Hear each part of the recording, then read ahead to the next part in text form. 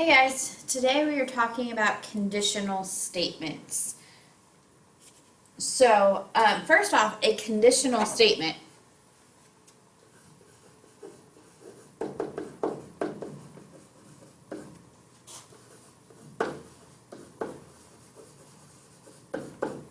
is a logical statement that has two parts: a hypothesis and a conclusion. I hope those words are familiar to you from probably science class.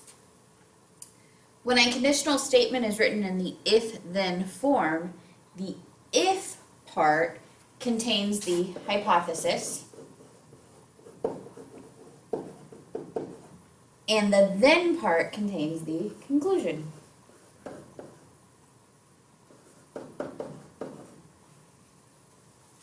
So in example 1, it says, if a polygon is a heptagon, then it has 7 sides.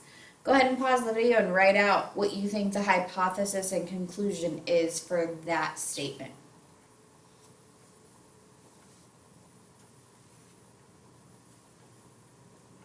All right, hopefully you were back with me. If a polygon is a heptagon, then it has 7 sides. One thing I didn't tell you before giving you a chance to write this out is that when we talk about the hypothesis and the conclusion, we don't include the words if or then. So our hypothesis is just a polygon is a heptagon. And our conclusion is it has 7 sides. Sometimes when we are determining hypothesis and conclusion, it will just ask you to underline the hypothesis with 1 line and then underline the conclusion with 2 lines. Sometimes it'll ask you to circle one or the other. Just kind of depends on the directions. A new term probably to you is negation. The negation of a statement has the exact opposite meaning of the original statement. Kind of sounds like negative. We're thinking the opposite here. So for our example, it says polygon ABCD is convex. If we negate that, we want to say the opposite. One way to do that is simply just to add the word not. So polygon ABCD is not convex. Hopefully you remember back from last chapter though, if something's not convex, then it has to be concave. So another way we could write this would just be polygon ABCD is concave. Both of these have the exact opposite meaning of that original statement. One thing to note is that negation doesn't always just mean to add the word not. If the word not is already there, you want to take that not away and make it into a positive statement. So negation can turn it from the negative to a positive or positive to a negative. Okay. Right now, I would like for you to pause the video and underline with 1 line the hypothesis in each of these 4 statements and 2 lines the conclusion in each of these statements.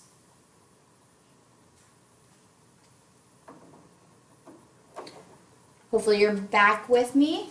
So I'm looking at this top left statement. It says if something is a US $50 bill, then it has a picture of Grant on it. So something is a US $50 bill is our hypothesis. It has a picture of Grant on it is our conclusion. We're going to call this one our original conditional statement.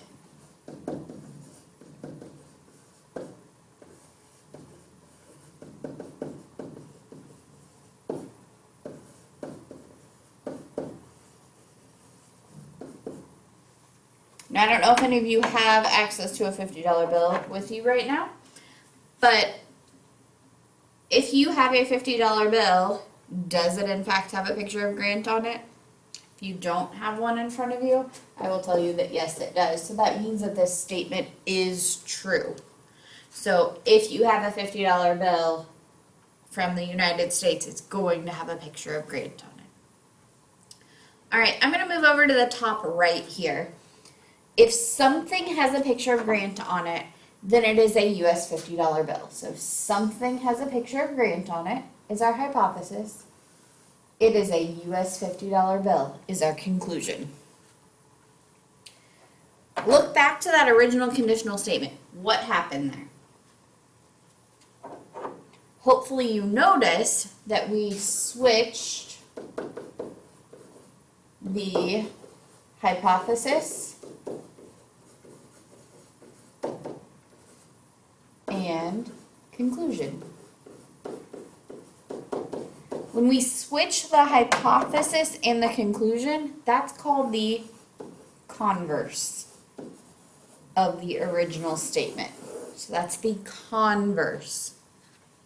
Okay, now think through this. If you have something in your hand that's a picture of Grant on it, is it a US $50 bill? If you're going to say no, you have to come up with a counter example. So I would say, if I have something with a picture of Grant on it, I could have a poster of all of the presidents. That's not a $50 bill, but it does have a picture of Grant on it. So I'm going to say that this statement is false. All right, I'm going to keep moving around this paper, so I'm going to go to the bottom right here. Something is not a US $50 bill is our hypothesis. It does not have a picture of Grant on it, then, is our conclusion. So go back to your original statement and look to see what happened. Well, I notice things are back in the right spot. My hypothesis is still the same. My conclusion is the same, but they put the word not in there. That's our new term where we negate the hypothesis and conclusion. When we negate the hypothesis and conclusion, that is called the inverse.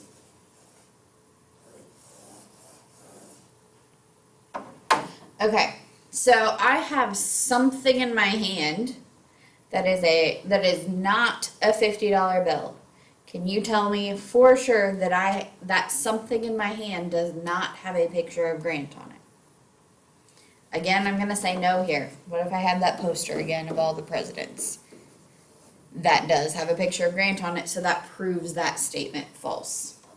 All right, and then we're going to move to the bottom left here. Something does not have a picture of Grant on it. It is not a US $50 bill. Okay, go back to that original statement. You'll notice things switch places, and we threw the word not in there. So we switch and negate the hypothesis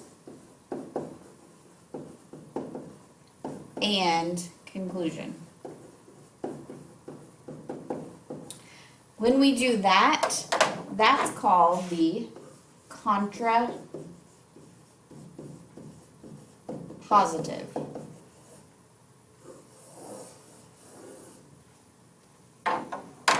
Okay, so I have something in my hand that does not have a picture of Grant on it. Can you tell me with certainty then that that something in my hand is not a US $50 bill? I would say that yes, that is true. That thing in my hand doesn't have a picture of Grant on it, so I know that thing cannot be a $50 bill. What I want you to notice is that our original statement up here and our contrapositive have the same truth value. And our converse and our inverse have the same truth value. That will always be the case. Now, that doesn't mean that our original statement is always going to be true. It could be false, but that means that the contrapositive is going to match the original and the converse is going to match the inverse. They'll always both be true or both be false. All four could be true, all four could be false. Depends on the statement. All right, I would like for you to write the if-then form of Olympians are athletes, the converse, the inverse, and the contrapositive, and then decide whether each statement is true or false. Pause the video right now to take care of that. Okay, gonna get rid of this, and I have the answers up here. If someone is an Olympian, then he is an athlete. Now, you may have something slightly different there, and that's okay. But something close to that is what you should have. This statement, if they're an Olympian, I say they're an athlete. I'm going to say that's true. All right, converse, we switched them. So if someone's an athlete, then he's an Olympian. We have athletes here at our school. They're not all Olympians. So that's going to be false. Now, I know inverse has got to have that same truth statement. Someone's not an Olympian, they're not an athlete. That's also false. Same counterexample there. We have athletes here at our school, not Olympians. Someone is not an athlete, not an Olympian. Gonna say that's true as well.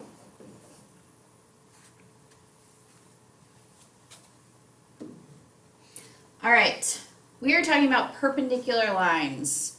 If two lines intersect to form a right angle, then they are perpendicular lines. The definition can also be written using the converse. If any two lines are perpendicular lines, then they intersect to form a right angle. Whenever we can write those this way, they're going to be called something special. Before we get there, though, just some terminology, some shorthand. You can write line L is perpendicular to line M with this notation. That upside down T is what it's referring to. Your new piece there, that means perpendicular. So our new terminology is when the conditional and its converse are both true, then we can write a statement called a biconditional statement. A biconditional statement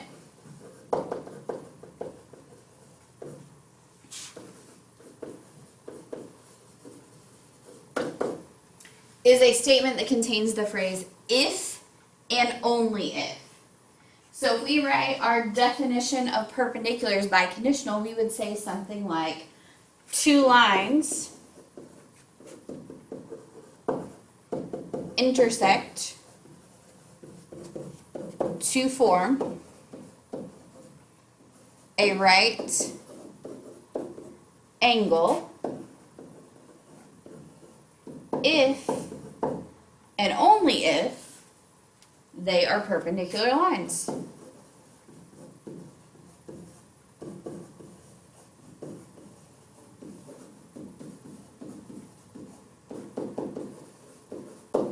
Notice this if and only if shorthand that I used. IFF. We'll talk about that one in class. Go ahead and pause the video and try to write example 5 as a biconditional statement.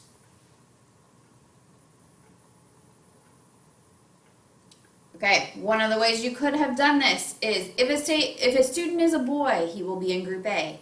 If the student is in group A, the student must be a boy. So you could have said a student is a boy if and only if he is in group A. All right, we will talk some more about biconditionals. I will see you in class.